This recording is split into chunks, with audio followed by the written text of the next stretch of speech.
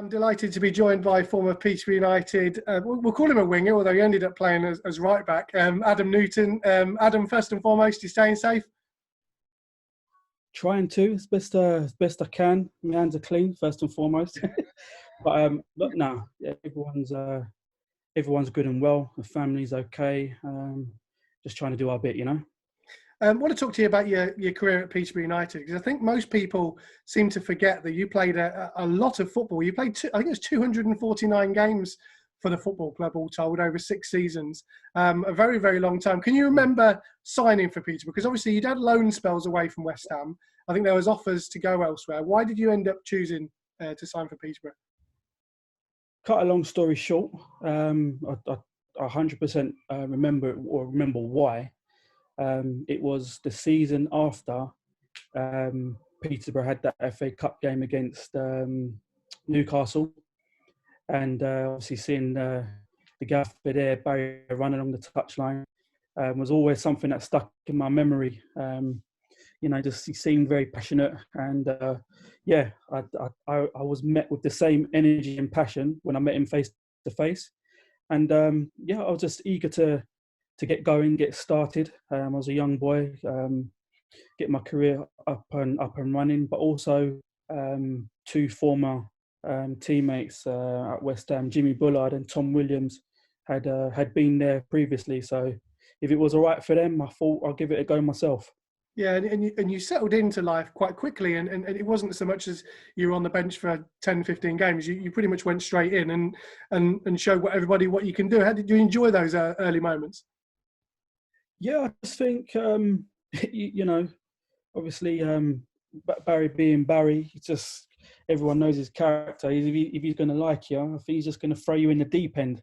And so I had to learn fast coming out of reserve team football. Like you said a little bit before, I had a couple of loan spells previously, which I think helped definitely, knowing what proper men's first team football was all about.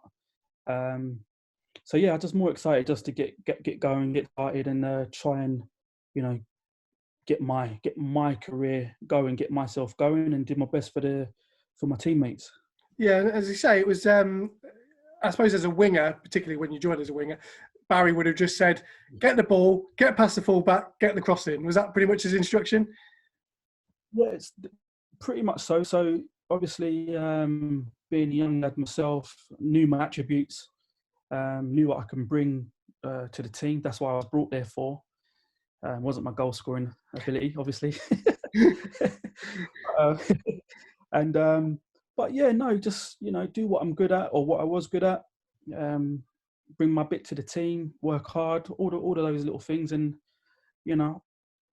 hopefully it would have paid off. But looking back, there were some good moments. There weren't so good moments, but that's all part of the learning process as you become a first team player. Why do you think you didn't score as many goals? I think you scored 9 in total in obviously 249 appearances. Why was goal scoring not your thing? You know what? I just I can only say that when I first started playing football as a winger or stroke striker, and used to go through on goal, and scoring when you're a kid is a lot easier. But then when I became a schoolboy and apprentice at West Ham, a lot of my focus was to defend, because I was playing a wing-back system a lot. Mm-hmm. So I wasn't in those particular chances regularly. What I had to work on is my consistency with crossing, but also my consistency with defending. So I wasn't in the box, so to speak. The only time I was in the final third was maybe to deliver a pass or look for the strike or look for the option rather than fully focused.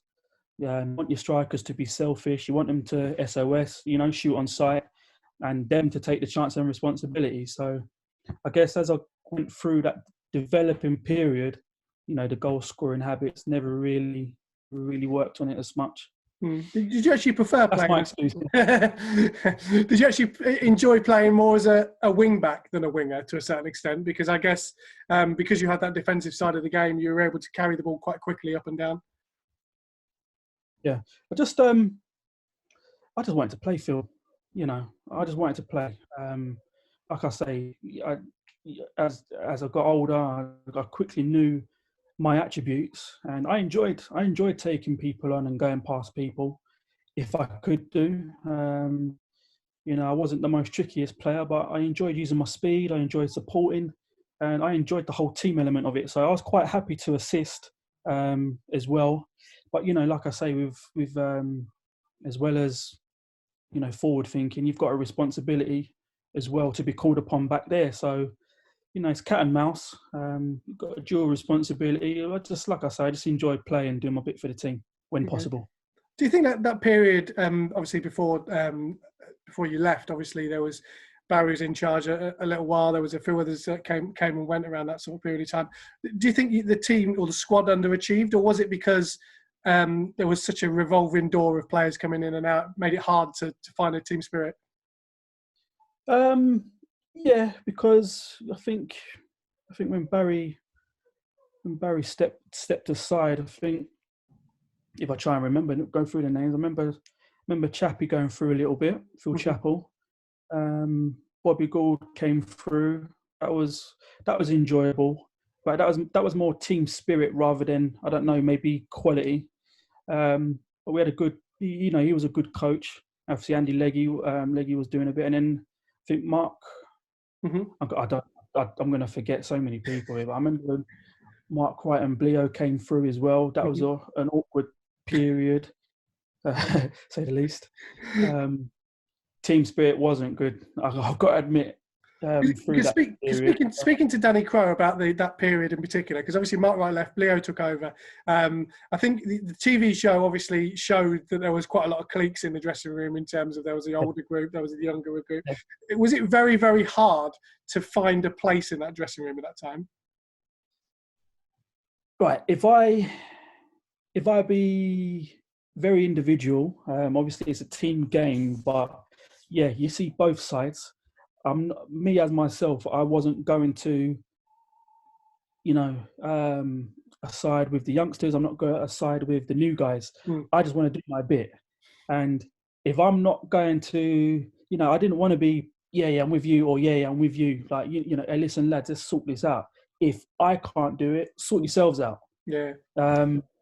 Because when the time's right to be called upon, you might be in the team, you've got to do your bit. You might be out of the team. Yeah, you're going to get a bit of a sulk on, but to be called upon, you don't want to let nobody down.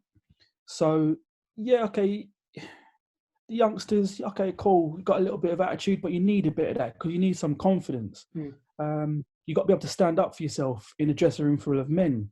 So, again, that's how I looked at it then, and I'll still look at it now. So I'm never going to slag them off, so to speak, but sometimes maybe the delivery of some of the senior players could have been a bit better because they probably weren't used to those type of youngsters, like mixing with them, but they were, Sean Crowley, they were our assets. Pasty, Sems as well, they were our assets. Do you know what I mean? And they was never going to let the team. They wanted us to play for themselves, just as well, because we've all been there, So yeah, it's like I say, it was an interesting period.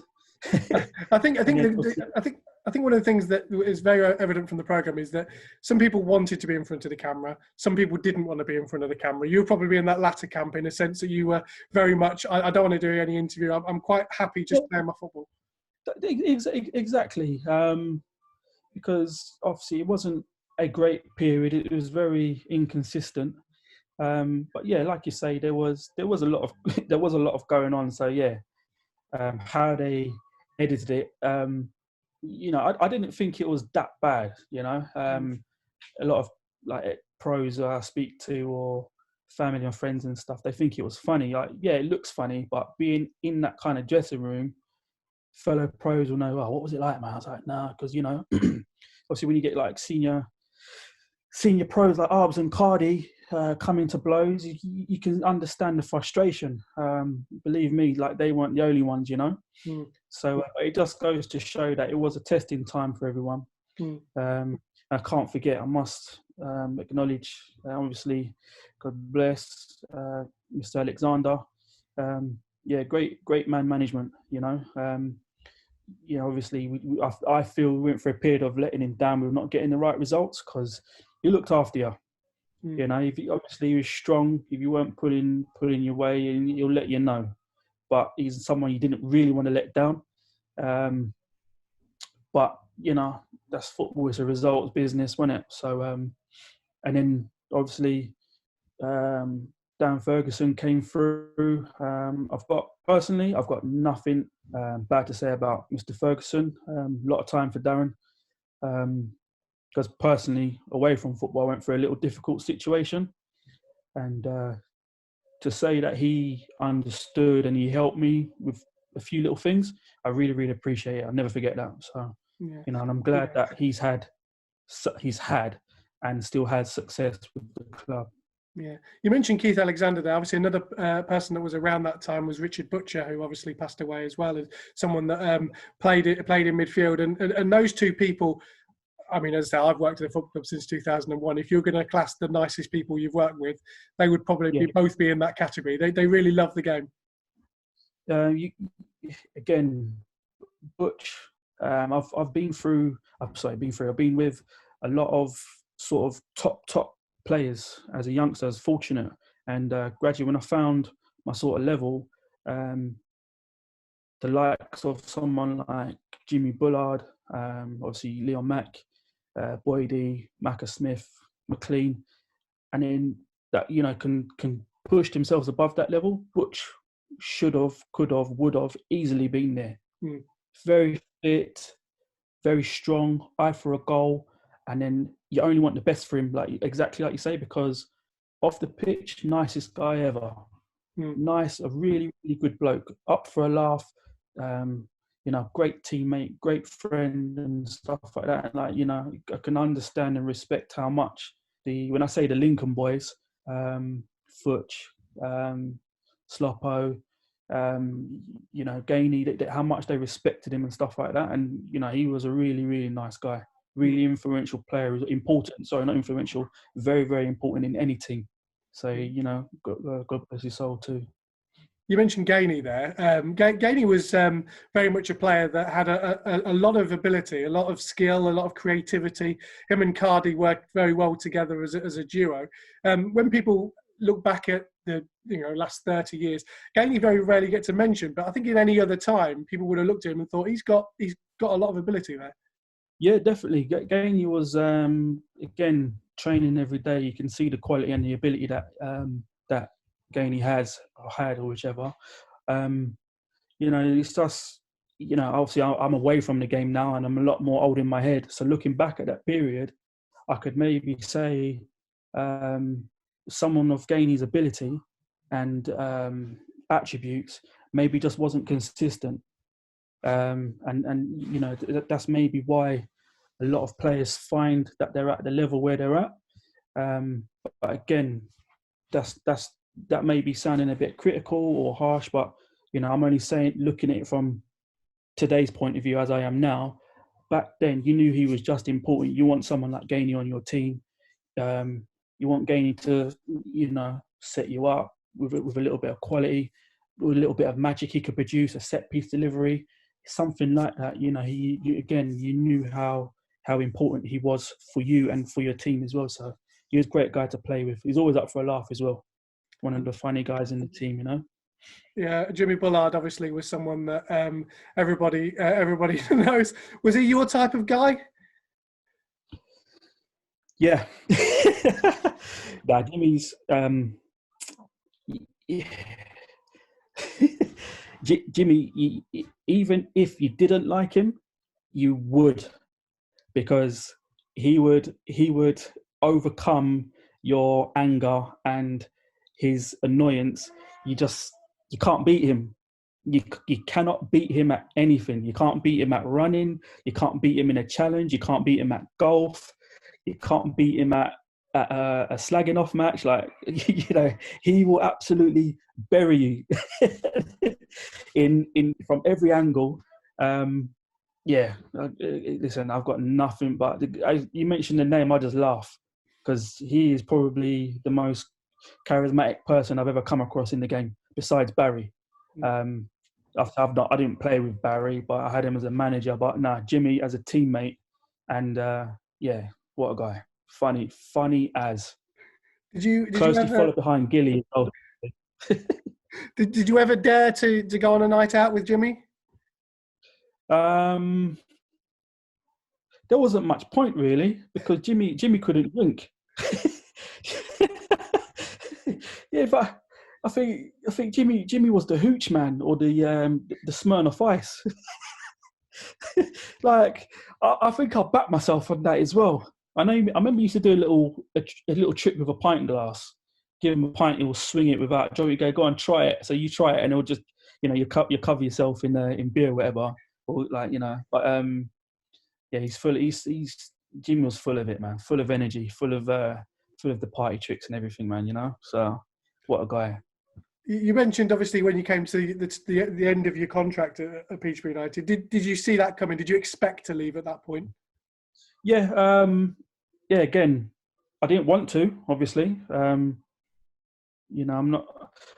Hindsight's a lovely thing, but I quickly realised that maybe my performances wasn't as what was expected, what was needed. Got to be honest.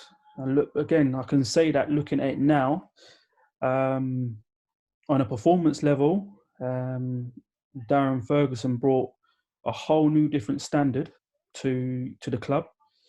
I was falling behind, got to admit. Obviously, the chairman wanted new ideas, fresh ideas, and stuff like that, which is fine. Again, I had an issue with Mr. McAntony at the beginning, but again, that's probably my inexperience, Mm-hmm. or it may be ignorance. Thought I could speak up for myself. So we didn't really see eye to eye in the beginning, which is, I look back, it is fine. But like I say now, I think when I left, when did I see him next? I can't remember when. But anyways, before we left, we didn't leave on bad terms. I've got to say that, and I'm fine with that. I just thought, okay, cool. Like I say, personally, off the pitch, maybe a change was what was needed. Because again, that started to creep into my performances, my everyday training. Like I say, Darren helped me with that, and was open and honest. We both were. It's a shame, but this is football. Just because I like the club, I've been there for time, doesn't warrant me a place there, So maybe a change was needed for everybody. So like I say, thankfully the club, shook my hands. I wished them well. I wished them nothing but good luck for them at the time. And yeah, I was just happy to see them, progress even more where they should be. So it's a difficult period, but it was one of them things in football. Do you look back on your career and Peterborough or whatever it may be, and think you said before we started this interview, it seems that the time is so short and you probably don't enjoy it as much as you possibly should. Do you look back on that now? Crazy. Don't get me wrong. Obviously, the older you get, obviously your opinion, you start to see the game differently yourself, and some people catch it younger. But I think when I moved from Peterborough, and I had an experience of working with different managers, and so even though I was in the same club, each coach and manager had all different ideas. So you take all that knowledge. As I got older, when I left, I took all of that with me and worked with somebody else, and started to understand how they worked. I had a similar period at Luton, even though it was just for 2 years. There was a lot of there's quite a few changes in those 2 years.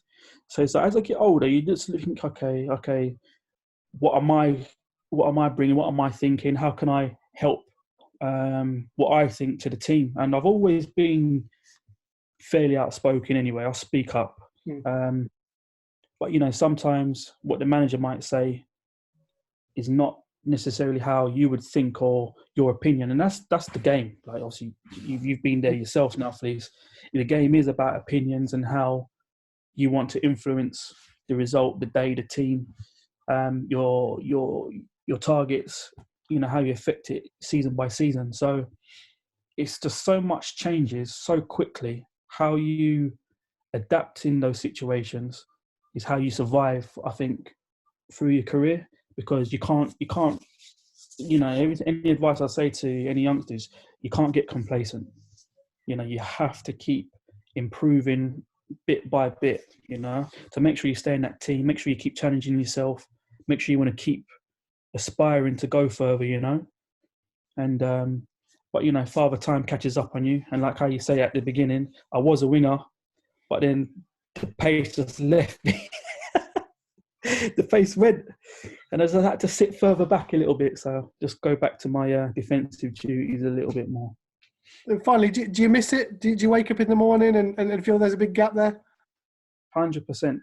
I retired about 4 years ago, I think it was, maybe 5. And it was that, I say it was that bad or whichever. My old manager at Woking, Gary Hill, he just called me out of the blue, and they had got a few injuries, and like from the experienced players, and and he said, "Nooch, you fit?" I was like, "Yeah, I'm alright, ticking over." I've only just played like a couple of friends over Hackney Marshes, like kick about with my mates or whatever. Because I need you. I said, cool. I'm coming back. Like, do you know what I mean? Out of retirement whatsoever.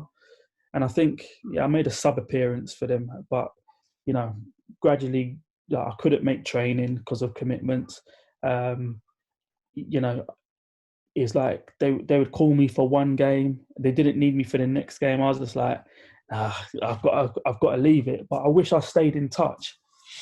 So yeah, like I say, and then I went for a period of doing nothing for a couple of years. I took up boxing, just training to fill up my time. But it's not the same. Although I wanted a new challenge, it's not the same. I wanted to be around the lads. I wanted to touch a ball. I wanted to run around. I wanted to have a tackle. I wanted to shoot. I wanted to, do you know what I mean? I wanted to do something. And it's only literally the last couple of years where I've settled into a vets team and play when I can, basically. And that gives me my little buzz to look forward to on a Sunday morning. That sets up my week then, do you know what I mean? I've had a game and like I say, I'm a fan now. I get to go and watch West Ham play.